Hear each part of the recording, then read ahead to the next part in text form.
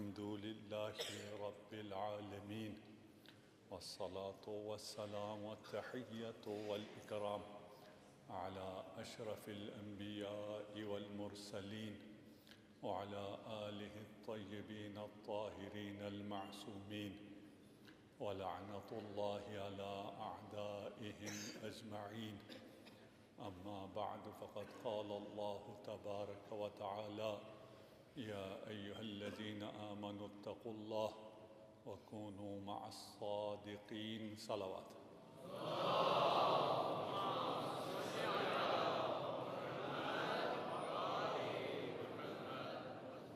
آج شب شہادت بی بی دو عالم ہے.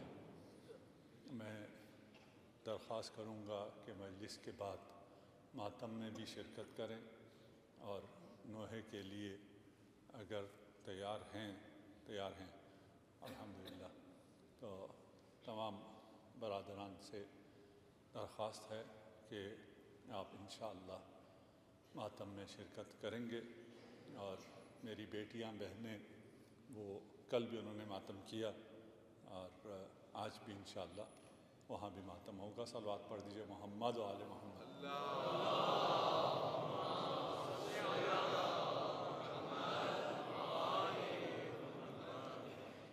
آج نسبتاً مختصر مدت کے لیے میں مزاحم ہوں اور اس محفل میں بزرگ عالم الدین حجت الاسلام والمسلمین آغا شیخ محمد حسن جعفری بھی تشریف فرما ہے. خدا انہیں صحت سلامتی اور طول عمر عنایت فرمائے اور باقی بھی جو مریض ہیں سب کو خدا شفائے عاجل عنایت فرمائے. آخر میں کیونکہ دعا نہیں ہوگی ہم پہلے دعا کر لیتے ہیں. خدا تمام مریضوں کو شفائے عاجل عنایت فرما. جو مومنین پریشان حال ہیں ان کی پریشانیوں کو دور فرما. جس بھی شخص نے اس مرکز کی تعمیر کے لیے اور مخصوصاً اس فرش عزا کے لیے تعاون فرمایا ہے خدایا ان کی توفیقات خیر میں اضافہ فرما. ان کے مرحومین کی مغفرت فرما. اپنے مرحومین کی مغفرت کے لیے اور بالاخص میرے والدین کی مغفرت اور بلندی درجات کے لیے بے آواز بلند صلوات.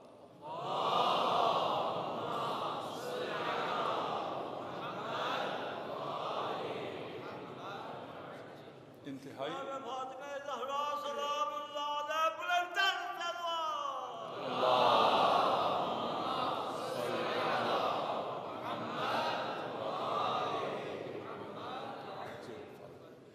جناب سیدہ کی شخصیت اور آپ کے فضائل ایسے ہیں جس کو چرانا ممکن نہیں ہے، جس کو کسی اور سے منسوب کرنا بھی ممکن نہیں ہے.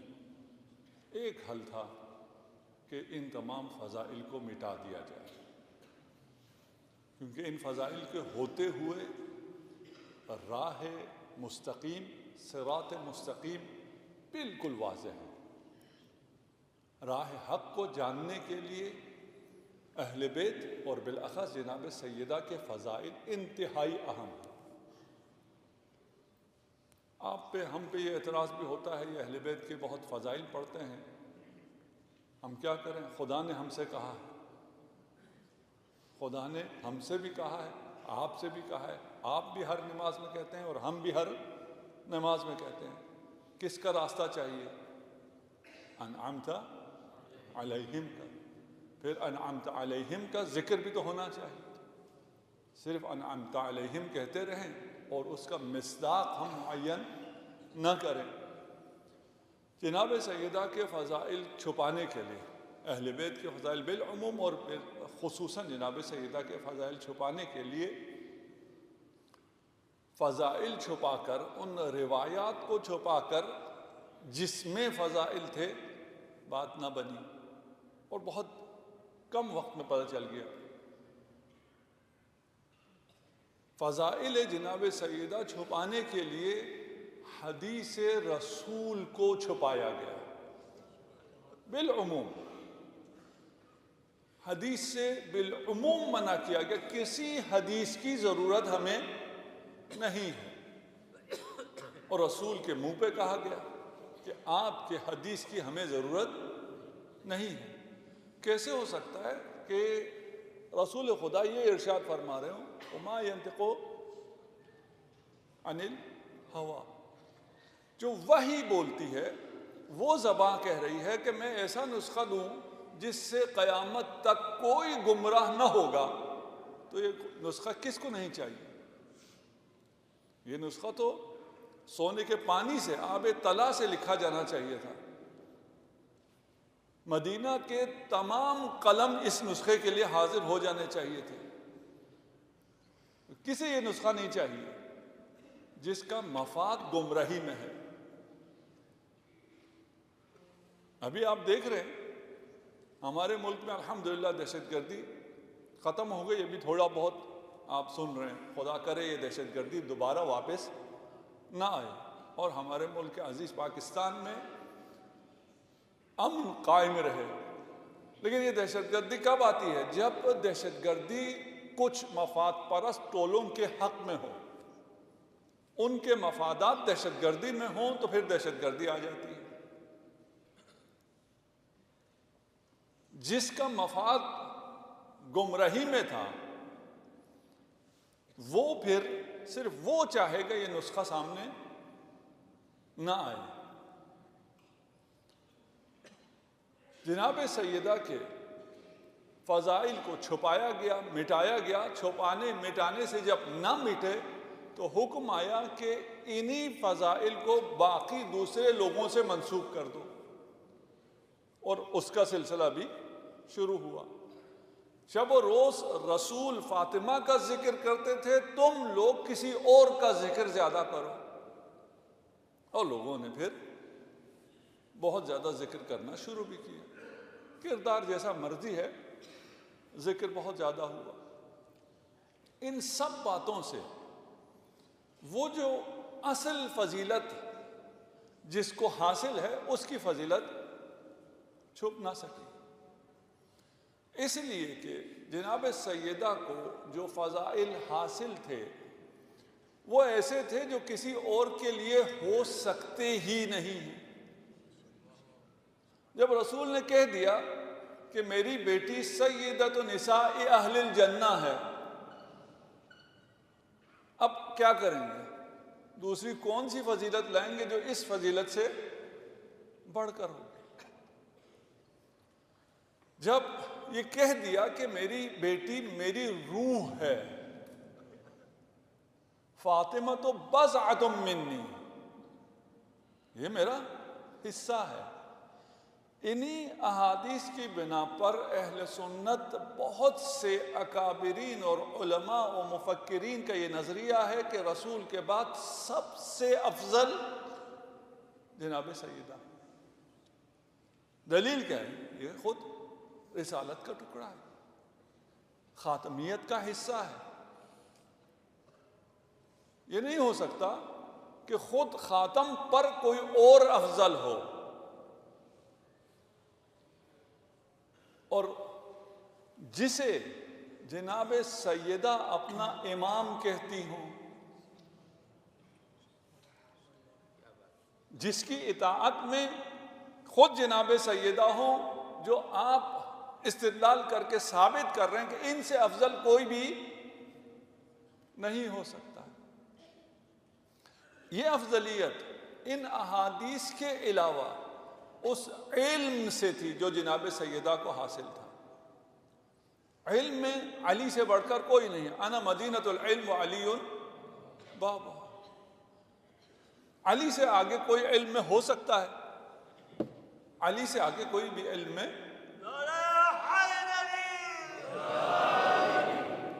علی سے بڑھ کر نہیں ہو سکتا۔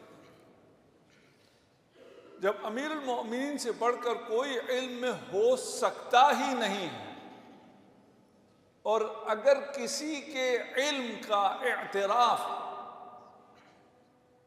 امیر المؤمنین علی ابن ابی طالب کریں، کسی کو علی اعلم کہے،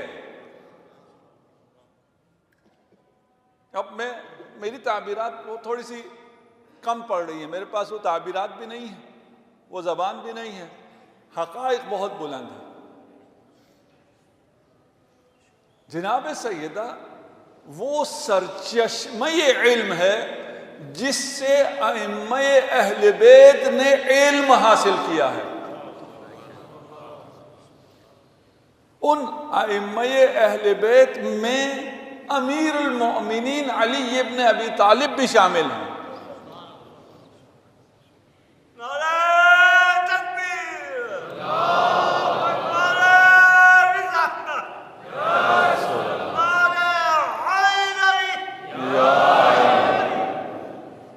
خود امیر المؤمنین یا علی انا مدینۃ الحکمہ وعلی بابها. علی سے بڑھ کر ایک نشست میں 1000 ابواب، ہر باب سے 1000 باب. وہ کسی اور سے علم حاصل کرے، وہ علی جس نے کسی کے سامنے رسول کے علاوہ علم حاصل کرنے کے لیے تلمذ نہیں کیا ہے.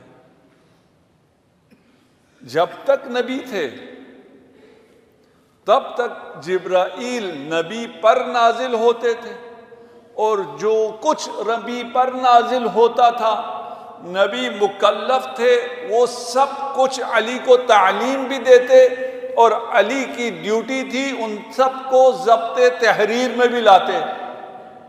تمام علوم جو نازل ہوا وہ رسول خدا نے املا فرمایا اور علی ابن ابی طالب نے کتابت فرمائی.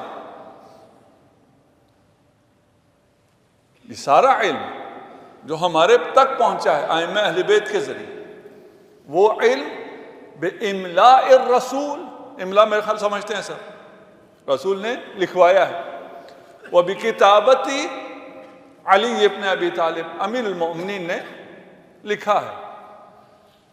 رسول کے بعد جب تنزیل ختم ہو گئی، وحی کا سلسلہ قرآن کی شکل میں ختم ہو گیا، سلسلہ وحی منقطع ہو گیا، شریعت آنا بند ہو گئی.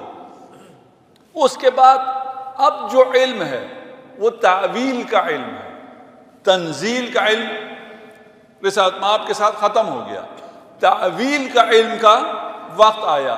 تعویل کا علم لے کر جبرائیل اسی طرح نازل ہوتے رہے اس گھر میں جس طرح رسول خدا کے ہوتے ہوئے نازل ہوا کرتے تھے.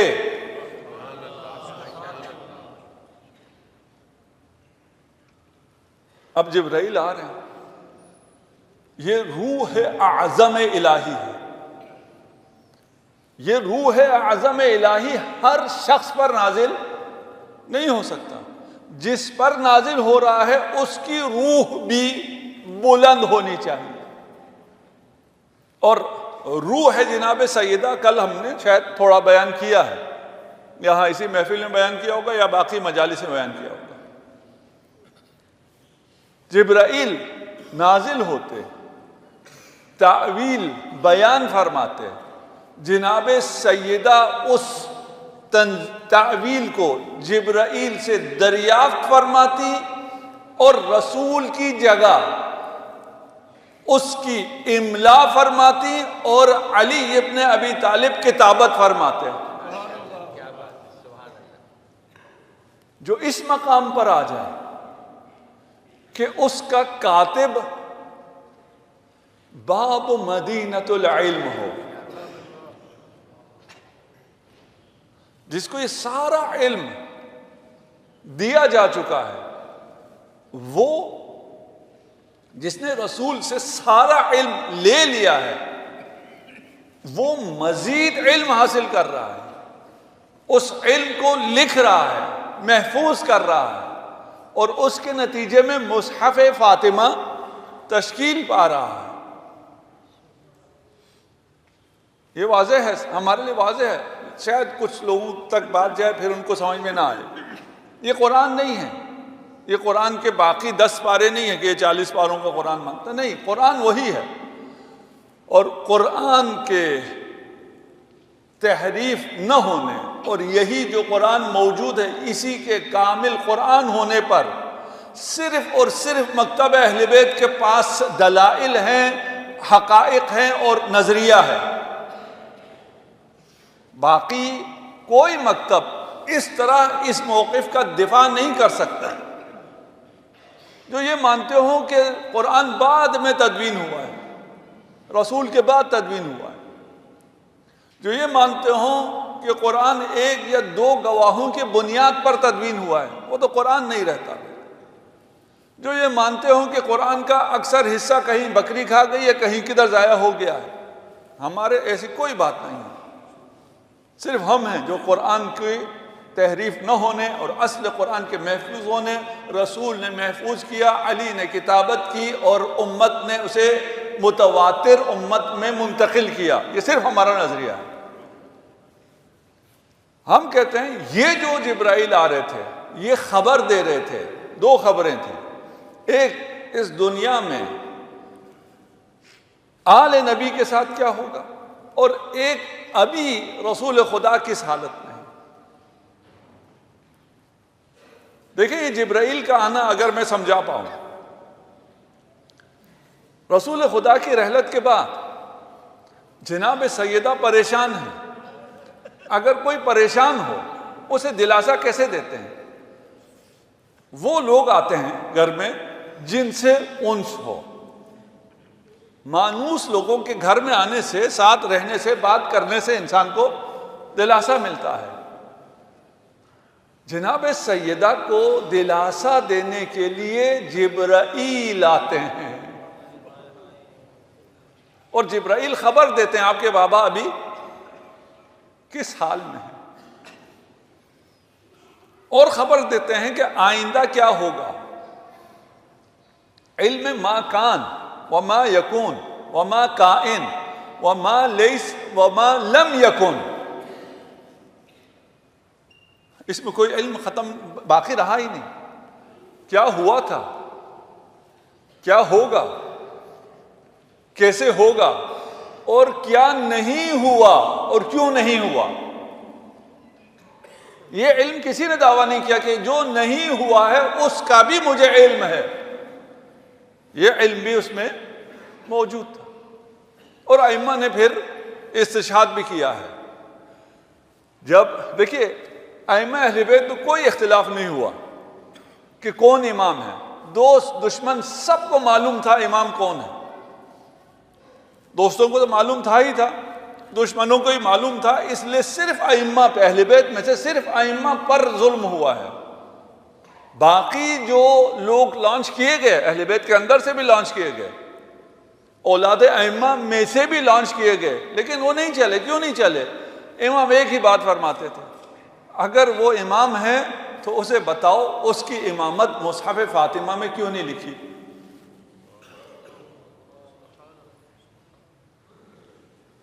یہ گواہی کہ میرے بعد کون امام ہوگا، یعنی امیر المومنین کے بعد، جناب سیدہ تو امام نہیں ہے، کون امام ہوگا اور اس کی امامت کی گواہی کوئی دے، اس کا اپنا مقام کیا ہونا چاہیے، جس کی گواہی سے لوگ امام بنتے ہوں، اسے متصل ہونا چاہیے کن فیکون سے، اس کا علم اس مرتبے پہ ہونا چاہیے۔ اور جو حوادث ہیں وہ اگر امام سے کہا جاتا تھا آپ نے جمعہ عید پڑھانی ہے، آپ نے ولی عہد بننا ہے، آپ نے بعد میں حکومت لینی ہے، فرماتے تھے مصحف فاطمہ میں تو یہ نہیں لکھا ہوا، یہ کام ایسے نہیں ہوگا۔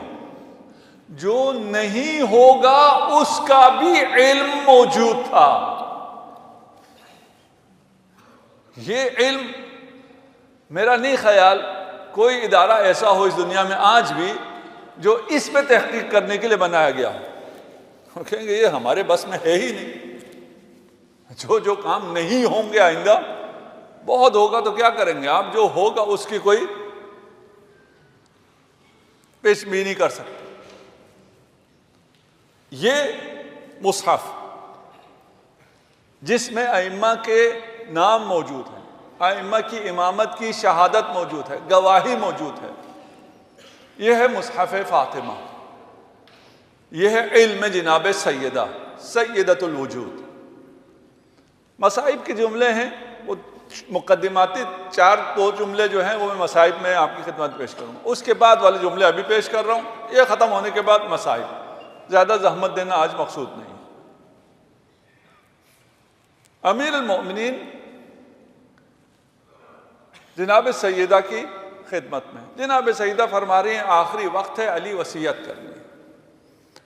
جناب فاطمہ نے کیا فرمایا؟ جس نے امیر المؤمنین کو خون کے آنسو رلائے، اس کے بعد امیر المؤمنین نے فرمایا معاذ اللہ۔ جناب سیدہ یہ آپ کیا فرما رہے ہیں؟ انتی اعلم باللہ۔ ہم نے سن لیا نا، امیر المؤمنین انتی اعلم، آپ عالم کی تقلید کرتے ہیں جس کا علم سب سے زیادہ ہو۔ امیر المؤمنین فرما رہے ہیں انتی اعلم باللہ، اللہ اصل علم وہی ہے اور تو کوئی علم نہیں ہے۔ علم باللہ میں آپ سے بڑھ کر کوئی بھی نہیں ہے۔ کون ہے یہ کہنے والا؟ لو کشف الغطاء مزددت یقینا، جو ایسی منزل پر ہے کہ اگر سارے حجاب ہٹ جائیں پھر بھی اس کی یقین میں کوئی اضافہ نہیں ہوگا، یعنی آخری مرتبہ علم، اس آخری مرتبہ علم پر جو فائز ہے وہ کہہ رہا ہے ایک مرتبہ اور ہے جناب سیدہ، آپ اس پر فائز۔ انت اعلم باللہ، ساری کائنات جسے مولا کہتی ہے، جسے آقا کہتی ہے، جسے سید کہتی ہے، وہ جناب سیدہ کو سیدتی کہتا ہے، یہ معنی رکھتا ہے۔ انت اعلم باللہ، کون کہہ رہا ہے؟ ما عرف اللہ الا انا وانت، اللہ کو جناب سیدہ مجھ سے زیادہ جانتی ہے۔ اب اس کا جو مطلب وہ ہے مفہوم ہے اور اس میں جو ابحاث ہیں ان میں بھی ابھی میں نہیں جا رہا کہ ان جملوں کا مطلب پھر کیا ہوتا ہے اور امیر المؤمنین اور جناب سیدہ میں کوئی آپس میں کوئی مقایسہ ہے، کون افضل ہے، اس بحث میں نہیں جا رہا۔ میں ابھی علی کے کلام کا ترجمہ کر رہا ہوں اور اس کلام میں ہمیں یہ سمجھنا ہے کہ علی کون ہے۔ رسول خدا ارشاد فرمائے اللہ کا علم کسی کو ہے ہی نہیں، صرف 2 ذات ہیں، صرف 2 حقیقتیں ہیں جو خدا کو پہچانتے ہیں، ایک میں نور محمدی نور اول، ایک تو علی حقیقت علوی تجلی اول، اور کسی کے پاس علم ہے ہی نہیں۔ 2 کے علاوہ کہیں علم انکار ہے، علم ہے ہی نہیں۔ اب جناب سیدہ کہاں ہے؟ جناب سیدہ کا علم ہونا پہلے ثابت ہو جائے اور پھر عالم ہونا ثابت ہو جائے، ساتھ ہے انشاءاللہ۔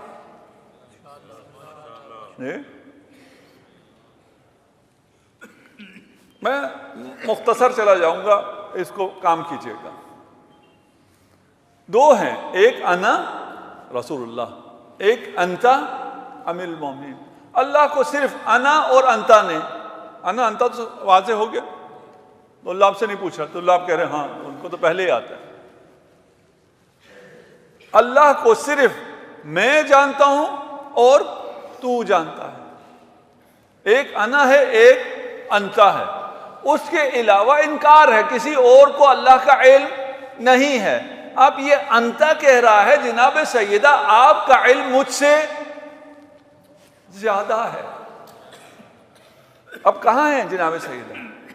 2 کے علاوہ اور تو ہے نہیں، جناب سیدہ انا میں ہیں۔ فاطمہ تو بضعۃ منی ہی روحی التی بین جنبی، اللہ کا علم ہے، صرف مجھے ہے اور علی کو ہے، اور فاطمہ میرا حصہ ہے۔ فاطمہ کا علم اس نیت مصطفی کا علم ہے۔ دیکھیں جب یہ ہستیاں آپس میں گفتگو کر رہی ہوتی ہیں عالم اور ہوتا ہے، یہ جب ہم سے گفتگو کرتے ہیں عالم اور ہوتا ہے۔ ينحدر عني السيل ولا يرقى إلي الطير، ہم سے بات کر رہے ہوں تم کہاں ہو، جو کچھ تمہیں اور عالم اس کو سفلا کو ملتا ہے وہ سب مجھ سے سرازیر ہوتا ہے، یہ تمام فیوضات الہی مجھ سے پہنچتا ہے تمہیں، اور میری بلندی اتنی ہے کہ تمہارا طائر تخیل بھی میری بلندی کو نہیں پہنچ سکتا۔ اس بلندی سے ایک شخص کہہ رہا ہے انتی اعلم باللہ۔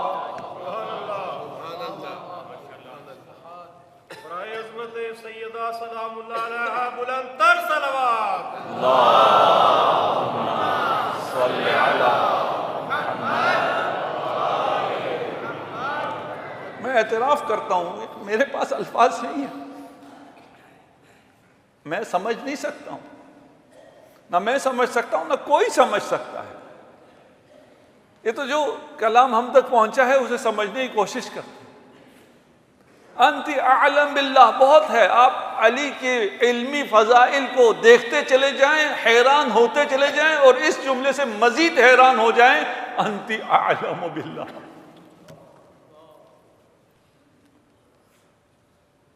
وَأَبَرُّ وَأَتْقَى وَأَكْرَمُ وَأَشَدُّ خَوْفًا مِّنَ اللَّهِ۔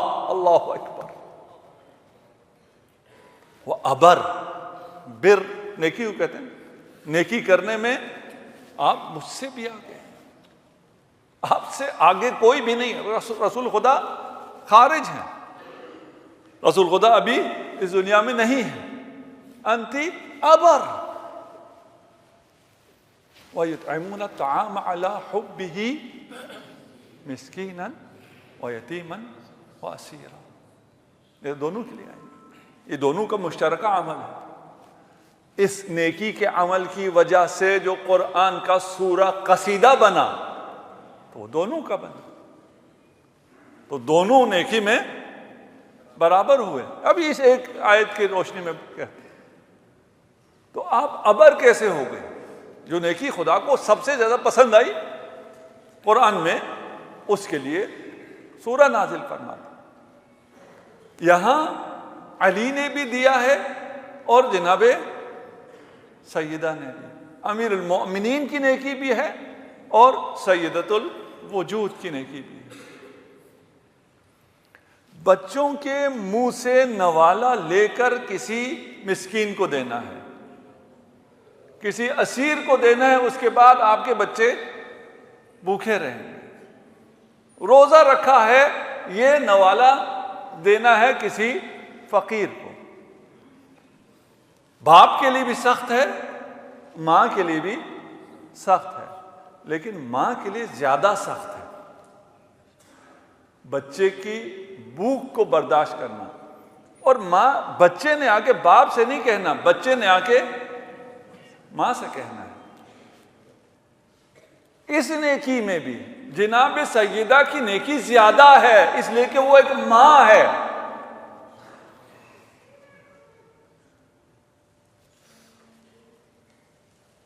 انت اعلم باللہ وابر واتقى، مولا المتقین، کسی کو اتقا کہہ رہے ہیں۔ نعرہ تکبیر،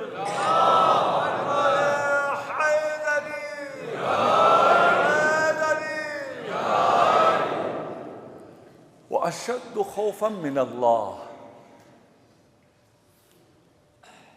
کیونکہ آج زیادہ آپ کا وقت نہیں لینا ہے، صلوات پڑھ دیجیے محمد والی۔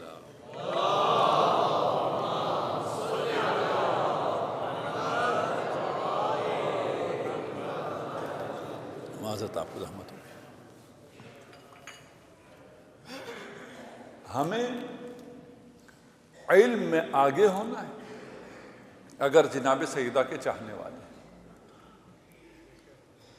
علم میں ہمیں پیچھے نہیں رہنا ہے. لیکن جتنی بھی تکلیف ہے یعنی واجبات ہیں اس میں کہیں بھی نہیں آیا کہ حج کرنا مرد اور زن دونوں پہ واجب ہے, نماز پڑھنا مرد اور زن دونوں پہ واجب ہے, مسلم اور مسلمان دونوں پہ واجب ہے, یہ نہیں آیا. بس نماز واجب ہے, اقیم الصلاۃ تو سمجھ میں آ جائے گا. صیغہ جمع مرد کا مذکر کہیں کیوں نہ استعمال ہو, سب کو پتہ ہے یہ صرف ایک خطاب کے لیے ہے, باقی خطاب دونوں کا ہے, دونوں مکلف ہیں.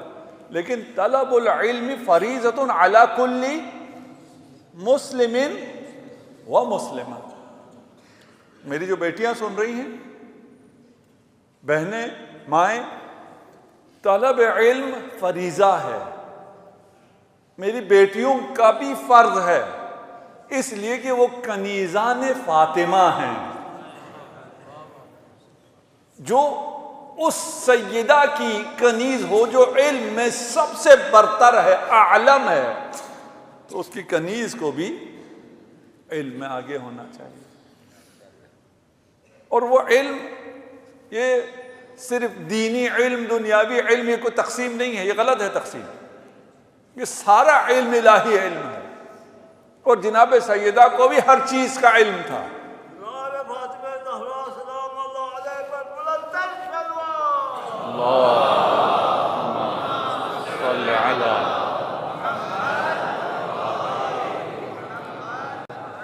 تو میری بیٹیاں آپ سامنے ہیں, وہ میرے سامنے نہیں ہیں, اس لیے میں انہیں خطاب کر رہا ہوں. آپ علی کل مسلم تو آ گیا نا, ابھی میں مسلمہ کی بات کر رہا ہوں. انہیں تعلیم میں سب سے آگے ہونا چاہیے. اور مسلم آپ سے یہ کہہ رہا ہوں کہ اپنی بچیوں کو تعلیم میں آگے بڑھائیں. یہ نہ کہیں کہ بچی کو پڑھ کے کیا کرنا ہے. آج کل تو خیر یہ بات ختم ہو گئی ہے, اور بچیاں تعلیم میں الحمدللہ آگے ہو گئی ہیں, لیکن کنیزہ نے جناب سیدہ کو اور آگے ہونا چاہیے. صلوات پڑھ دیجیے محمد و آل محمد.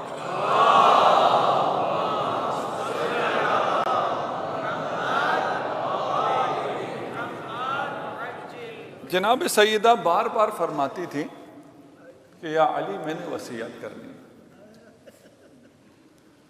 لیکن امیر المؤمنین فرماتے سیدتی آپ چھوڑ کے جانے والی باتیں نہ کریں. لیکن وہ وقت آیا جب امیر المؤمنین کو جناب سیدہ کی وصیت سننی پڑی. ایک وصیت جو بہت مشکل وصیت تھی. فرمایا میں نہیں چاہتی کہ میرے جنازے پر, میرے قامت پر کسی کی نظر پڑے. ابھی سیدہ گھر میں موجود تھی اور گھر کے اندر بچوں کی نگاہوں کے سامنے تابوت بننا شروع ہو گیا. میں عرض کروں گا سیدہ آپ نے تو کہا ہے کفنی باللیل, دفنی باللیل, آپ کو رات کی تاریکی میں دفن ہونا ہے.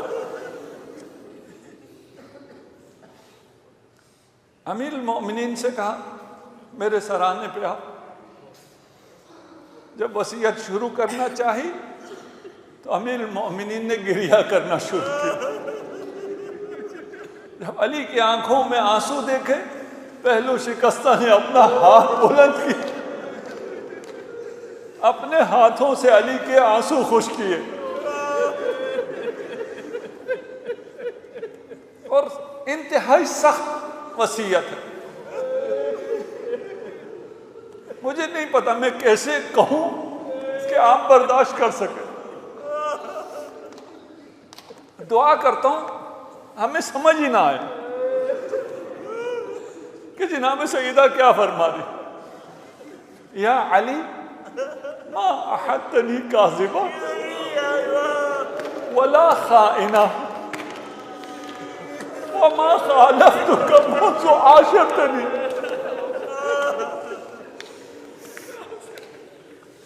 کاش سمجھ میں نہ آئے.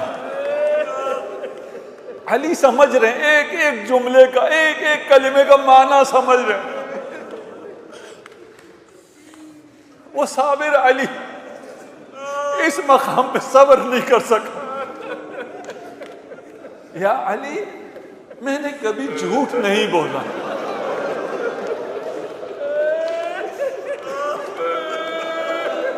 صدیقہ کبریٰ کیوں یہ ارشاد فرما رہی ہے؟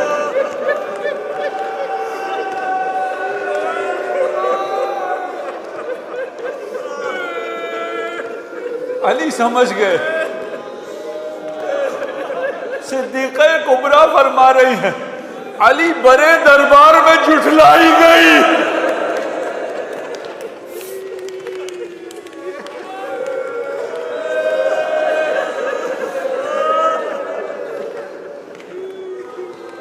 ولا خائنہ. گزشتہ سالوں میں اگر آپ میری مجالس سنیں اس جملے کا میں ترجمہ نہیں کرتا تھا، اس سے گزر جاتا تھا. شب شہادت ہے آج ترجمہ کر دیتا. علی میں نے کبھی جھوٹ نہیں بولا، علی میں نے کبھی خیانت نہیں کی. بی بی آپ جنت کے خواتین کی سردار ہیں، آپ کو یہ سٹیٹمنٹ کیوں دینی پڑ رہی؟ اس لیے خطبہ فدق میں ارشاد فرمایا کہ تم مجھے اپنے باپ کے ارث سے محروم کر رہے ہو. کیا میں اور میرے باپ ایک آئین پر نہیں ہیں؟ تم نے مجھ پہ الزام یہ دیا ہے کہ میں نے اسلام چھوڑ دیا ہے. صرف اس صورت میں ایک بیٹی اپنے باپ کے ارث سے محروم ہو جاتی ہے. یا علی مجھ پہ بڑے دربار میں ایسا اللہ.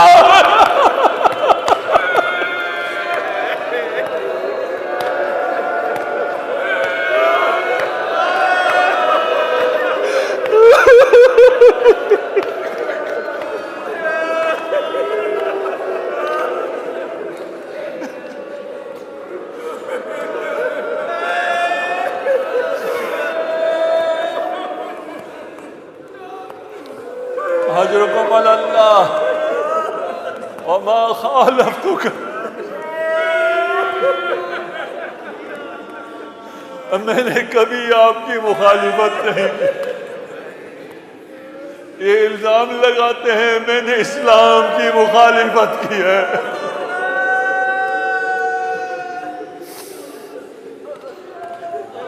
کل کے مصاحب میں عرض کیا، سانس لے لیجیے. واللہ میں آپ کو رونا نہیں چاہتا، لیکن اگر روئیں تو آپ کی یہ آواز جناب سیدہ تک پہنچتی ہے. آپ کے ان آنسوؤں کو جناب سیدہ قبول کرتی ہے.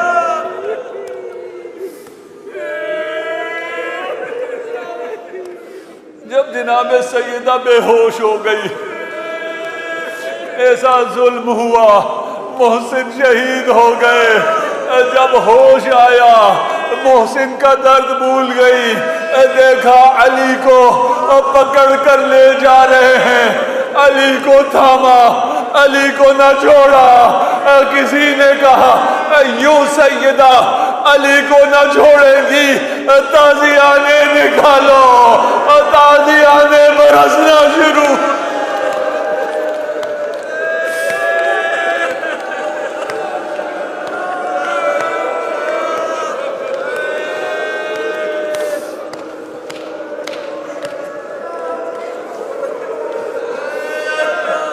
اجرکم علی اللہ.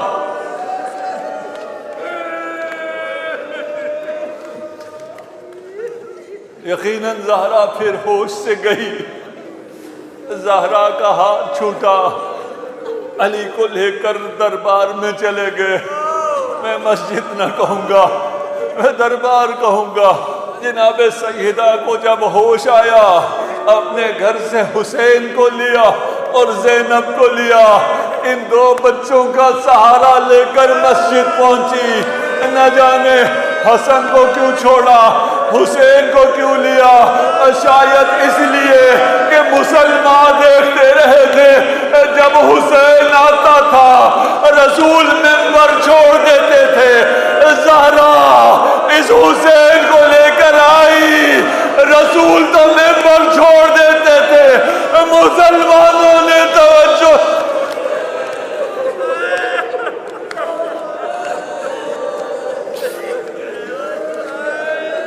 اجرکم علی اللہ. زینب کو اس لیے لے آئی اس لیے کہ زینب کو تربیت دینی تھی. زینب نے بھی دربار میں جا کر خطبہ دینا تھا، لیکن عرض کروں گا بی بی آپ نے صحابیوں کے مجمع میں خطبہ دیا، آپ کی بیٹی شرابیوں کے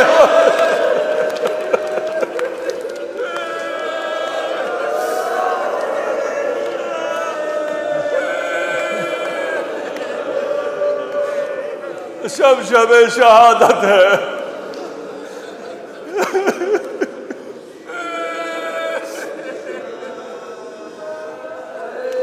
جناب سیدہ مسجد پہنچتی ہیں، دیکھا علی کو بٹھایا ہوا، کچھ لوگ کرسی پر بیٹھے ہوئے اور کہا جا رہا ہے بیعت کرو ورنہ تمہاری گردن اڑا دیں گے. جناب سیدہ نے جب یہ منظر دیکھا فرمایا میرے ابن عم کو چھوڑو، میرے علی کو چھوڑو. کسی نے توجہ نہ کی تو جناب سیدہ نے اپنے بابا کی قبر کا رخ کیا، کہا اگر میرے ابن عم کو نہ چھوڑو میں بابا کی قبر پہ جا کے بال کھول کے بد دعا کروں گی.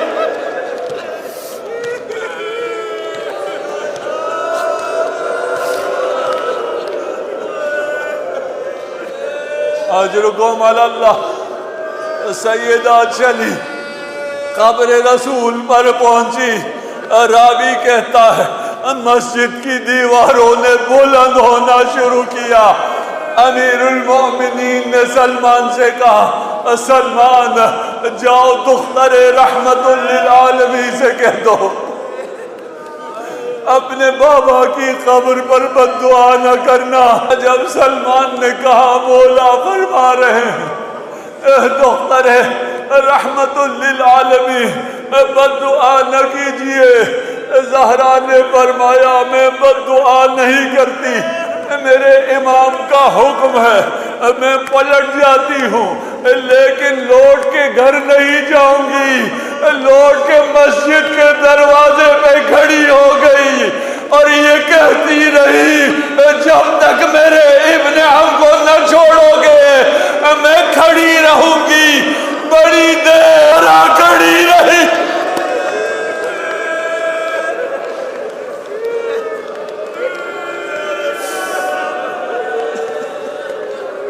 ماتم